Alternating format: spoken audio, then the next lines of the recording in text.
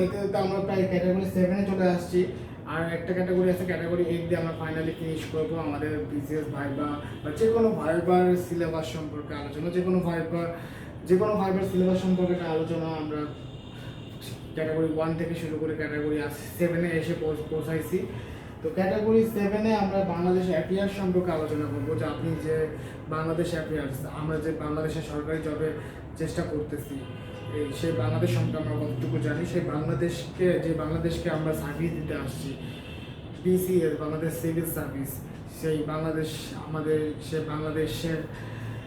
বাংলাদেশ বিষয়ে বলি, যেরকম আমরা রিজিয়নে আমরা পড়ছি সেটারই একটা সেটা আমরা লিখে আসছি, এবার সেটা আমরা বলার প্র্যাকটিস করতে হবে।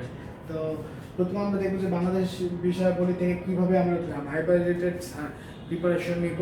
তো হচ্ছে প্রথমে যেটা করবো সেটা হচ্ছে ইতিহাসগুলো একটু রিভাইজ করবো। ইতিহাস বলতে গেলে প্রাচীন যুগ থেকে 1757, তারপর ব্রিটিশ শাসনামল। এখানে আমার মনে রাখতে হবে যে জিজ্ঞাসা করতে পারে ব্রিটিশ শাসকদের নাম, যে বিভিন্ন যে প্রথম লর্ড কে ছিল, বা আপনার হচ্ছে এখানে যে ব্রিটিশ শাসনামলের মধ্যে যে বিদ্রোহগুলো হয়েছে সেই বিদ্রোহ সম্পর্কে জানতে হবে। তারপর 1947 থেকে 70 এর মধ্যে কি হয়েছে, এর মধ্যে ভাষা আন্দোলন যে 1952 সালে হয়েছে, সেই 1952 ভাষা আন্দোলনের প্রেক্ষাপট, ভাষা আন্দোলন ভিত্তিক বই, ভাষা আন্দোলন ভিত্তিক উপন্যাস কোনো পড়া হয়েছে কিনা সেগুলা, প্লাস 6 দফা দাবিগুলো একটু মুখস্থ করতে হবে। যে বঙ্গবন্ধু মুজিব কোর্টে 6টি বোতাম পড়তো, 6 দফা দাবি সে প্রতীক, যে 6 দফা দাবি প্রথম দাবি কী ছিল, 6 দফা দাবি শেষ দাবি কী ছিল, 6 দফা দাবিগুলো ইংলিশে বলতে পারতেছেন কিনা, প্রথম দাবি ইংলিশে বলতে পারতেছেন কিনা, সেই জিনিসগুলো কিন্তু চেক করা হতে পারে এখান থেকে। তো আমরা মোট কথা প্রাচীন যুগ থেকে 6 দফা দাবি, তারপর হচ্ছে 69 গণ অভ্যুত্থান সম্পর্কে জানতে হবে। তো আমরা বাংলাদেশের ইতিহাসগুলো আমার মনে করি যে সেই পিলি থেকে শুরু হয়েছে, সেই পয়েন্টগুলো আপনি একটু আবার রিভাইজ করবেন এবং বলার প্র্যাকটিস করবেন। অনেক সময় হয়তো আপনি জানেন কিন্তু ঠিকমতো বলতে পারতেছেন না, তো বলার প্র্যাকটিসটাও সেম ইম্পর্টেন্ট। এরপরে আমরা মুক্তিযুদ্ধ সম্পর্কে জানবো। মুক্তিযুদ্ধ খুবই ইম্পর্টেন্ট, যে আপনি যদি হচ্ছে মুক্তিযুদ্ধ সম্পর্কে না জানেন এবং ভালো করে না বলতে পারেন, সেটা খুবই নেগেটিভ ইমপ্রেশন ফেলাবে। তো মুক্তিযুদ্ধের মধ্যে আপনাকে জানতে হবে বিশিষ্ট নাম, 7জন বিশিষ্ট নাম আমাদের রিটার্ন পরীক্ষা যেমন আসছিল, 7জন বিশিষ্ট নাম আমরা মুখে বলতে হবে উপাধি সহ। সো এই জিনিসটা একটু প্র্যাকটিস করার বিষয়। সো আপনি হচ্ছে 7জন বিশিষ্ট নাম জানবেন, তাদের জেলা জানবেন, তাদের কবরগুলো কোথাও হয়েছে সেটা জানবেন। সো বিশিষ্টদের মধ্যে আপনার যদি নিজের জেলার কোনো বিশিষ্ট থাকে, তো সেটা হচ্ছে আপনার নিজ জেলার যে ব্যক্তি, নিজ জেলার যে আপনার ফেমাস ব্যক্তি, তার মধ্যে উল্লেখ করবেন, তখন দেখা যাবে আপনার মুক্তিযুদ্ধ চলে আসলো প্রসঙ্গটা। এরপর আপনার মুজিবনগর সরকার, যারা মেহেরপুরের দিকে বাড়ি, তাদের এই প্রশ্ন আসে, মুজিবনগর সরকার মন্ত্রী কে ছিলেন, মুজিবনগর সরকারের কবে গঠিত হয়েছিল, মুজিবনগর সরকারের প্রেক্ষাপটগুলো জানতে হবে। এরপর মুজিবনগর সরকারের পর আপনার জানতে হবে সেক্টর কমান্ডারগুলো সম্পর্কে। সেক্টর কমান্ডারগুলো আপনি প্র্যাকটিস করবেন, যে 11টা সেক্টর কমান্ডারগুলোর নাম। সো আপনার নিজ জেলার যে সেক্টর কমান্ডার সেটাও কিন্তু জানতে হবে, সেটাও আপনার বলতে হবে যে আপনার নিজ জেলার সেক্টর কমান্ডারকে। এবং শুধু সেক্টর সম্পর্কে জানলে হবে না, সাব সেক্টর সম্পর্কেও জানতে হবে। এবং মুক্তিযুদ্ধ থেকে আপনার হচ্ছে বুদ্ধিজীবী যে হত্যা, সেই বুদ্ধিজীবী হত্যা সম্পর্কে আপনার জানতে হবে, যে বুদ্ধিজীবীদের লিস্ট বলতে পারতে হবে, যে আপনি আমাদের বুদ্ধিজীবী কয়েকজনের নাম বলুন, যারা যারা হচ্ছে 14 ডিসেম্বরে মারা গেছে। সো এরকম কিন্তু হচ্ছে মুক্তিযুদ্ধ সম্পর্কে একদম ক্লিয়ার কনসেপ্ট থাকতে হবে। সে পিলি থেকে শুরু করে ভাইবা পর্যন্ত মুক্তিযুদ্ধ আপনার কমন একটা টপিক থাকবেই, যে সম্পর্কে আপনার দক্ষতা অর্জন করতে হবে। এরপরে আমরা যাব ইকোনমির মধ্যে আপনি দেখবো যে ভিশন 2021, 2030, 2041। সো এগুলো যে এই ভিশনগুলো সম্পর্কে আপনার জানতে হবে, যে আমাদের যে এখন একটা ভিশন আছে, আমাদের দেশ যে এখন হচ্ছে আমরা ডেভেলপিং কান্ট্রি থেকে আমরা ডেভেলপ কান্ট্রি হওয়ার চেষ্টা করতেছি। যে আমরা হচ্ছে এখন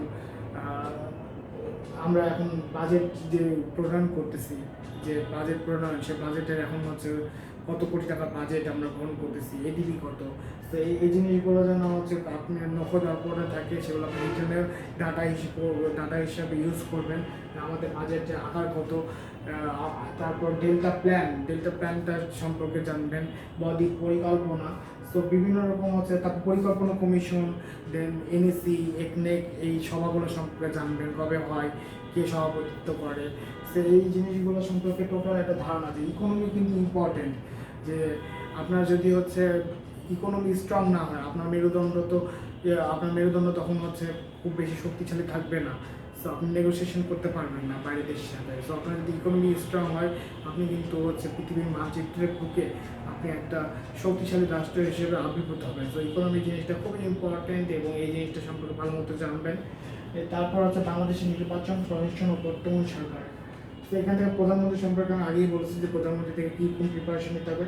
আপনার রাষ্ট্রপতি কে, এটা কিন্তু ভালো মতো এবং অ্যাড্রেস করা শিখতে হবে যে আপনি কীভাবে হচ্ছে প্রধানমন্ত্রীকে অ্যাড্রেস করবেন, আপনি কী করে রাষ্ট্রপতিকে অ্যাড্রেস করবেন, রাষ্ট্রপতির নাম খুব সুন্দর করে হচ্ছে বলবেন, রাষ্ট্রপতির পূর্ণ নাম কেমনে বলতে হবে সেটা শিখবেন।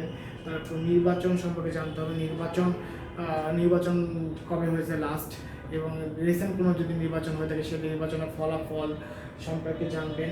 অর্জন ও ব্যর্থতা, অর্জন তো আমাদের অর্জন অনেক বেশি। আমাদের মাননীয় প্রধানমন্ত্রী শেখ হাসিনা আসার পরে অনেক হচ্ছে আমাদের ভীষণ আসছে, অনেক উন্নয়ন সাধিত হয়েছে। সেই সাফল্যগুলো সম্পর্কে আপনি বলতে পারেন কিনা সেটাই জানতে হবে। ব্যর্থতা সম্পর্কে আপনি যদি জিজ্ঞাসা করেন তাহলে সেটা বলতে পারবেন।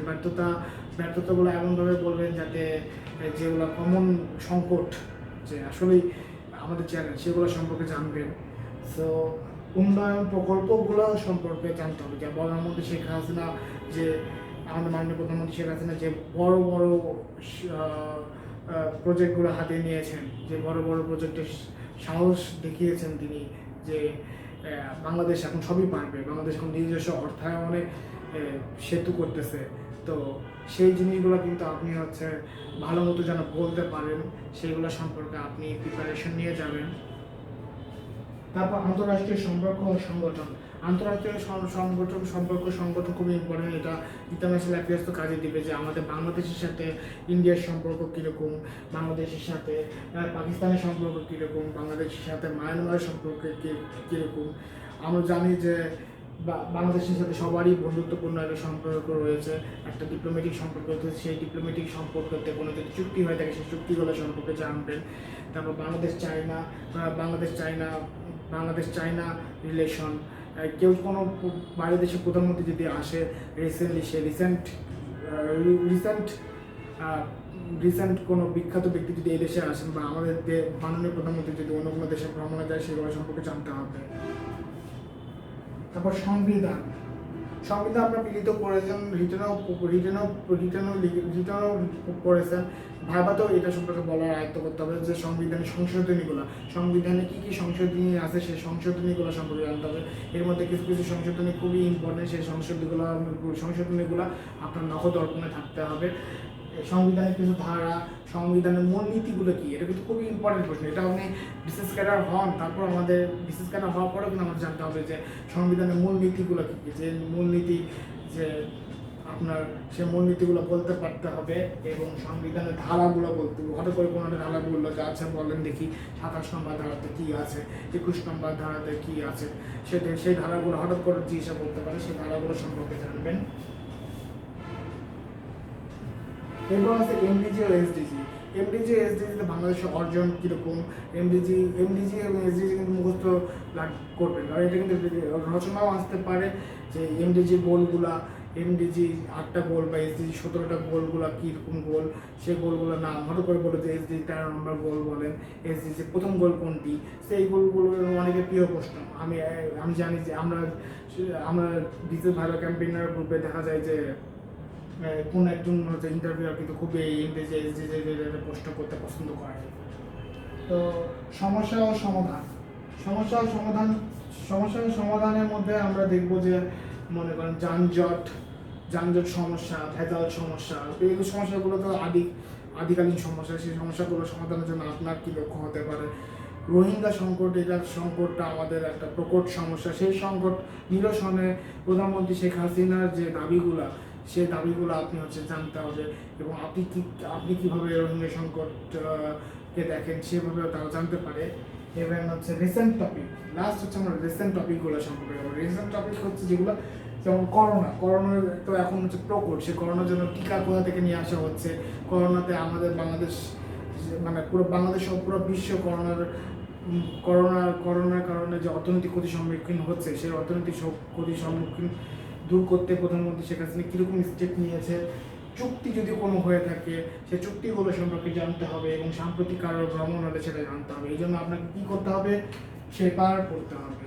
সো আপনি আপনার পছন্দের যে ডেইলি নিউজ পেপার সেটা রাখবেন, এবং বাংলা একটা, ইংলিশ একটা, বা বাংলা যদি পড়েন তো ভালো মতো বাংলা পড়বেন, এবং যেগুলো টপিক নিয়ে বলেছি সেই টপিকগুলো আপনি জানবেন। ইভেন আরেকটা কথা বলি যে আপনি হয়তো একটা আপনার ছোটোখাটো টিপস যে ভাইবা যেদিন সেদিনকে কিন্তু আপনার পেপার পড়ে যেতে হবে। তো ভাইবা যেদিন, তো সেদিন সকালবেলা আপনি উঠে তো পেপার নাও পাইতে পারে। তো আপনি করবেন কি, অনলাইন কোনো পেপার সাবস্ক্রাইব করে রাখতে পারেন, তাহলে আগের রাতে আপনি পড়ে ফেলেন, আগের রাতে আপনি প্রিপারেশন নিয়ে গেলেন, পেপারটা পড়ে যে পরের দিন পেপারের হেডলাইন এরকম। কারণ এটা কিন্তু আপনার মাথার মধ্যে মাস্ট রাখতে হবে যে চিকিৎসা করতে পারি। এবং আমারও চিকিৎসা করেছিল যে পেপারটা পড়েছো কিনা, এবং ব্যাংকের ভাবে এটা খুবই কমন প্রশ্ন যে আপনি পেপারটা পড়েছেন কিনা, এবং এটা নিয়ে কিন্তু এটা কিন্তু কমন প্রশ্ন, এবং এটা কিন্তু অনেকেই মিস করে যায়, হয়তো ভুলে যায় যে পেপারটা পড়ে যেতে। তো আবার অনেক সময় দুষ্টুমি করে আপনার হয়তো ঘাবড়ায় দেওয়ার জন্য হয়তো জিজ্ঞাসা করে, আপনি পড়ে গেলেন পেপারের প্রথম কাগজ, আপনি জিজ্ঞাসা করলো যে পেপারের শেষ কাগজে কী আছে। যেমন আমাকে জিজ্ঞাসা করেছিল পেপারের শেষ কাগজে কী আছেন, যে আপনি কীরকম করে সিচুয়েশন হ্যান্ডেল করতে পারেন। তো আপনি কিন্তু নোট করে নিয়ে যাবেন অবশ্যই যে পেপারের প্রথম হেডলাইনটা, যে প্রথম পেজে কী ছিল। এবং ব্যাংকের ক্ষেত্রে আমি একটা এইটুকু বলবো যে আপনার মনে করেন ব্যাংকিং রিলেটেড যে পেজ থাকে, যে অর্থনৈতিক রিলেটেড পেজ, সেই পেজটা আপনি পড়ে যাবেন। তো আপনার পেপার পড়ে যেতেই হবে। ইভেন পিএসসির সামনে যদি পেপার না পাওয়া যায়, তো তখন আপনি যেন আগের রাতেই পড়ে ফেলেন, যাতে এই টেনশনটা না থাকে যে সকালবেলা ওঠে পেপার পড়াটা। তো যেমন আরেকটা কথা বলবো যে এই পেপার রিলেটেড কতটা ইম্পর্টেন্ট, আমি আমার ফ্রেন্ডের একটা ঘটনা বলি। তো সে সারা রাত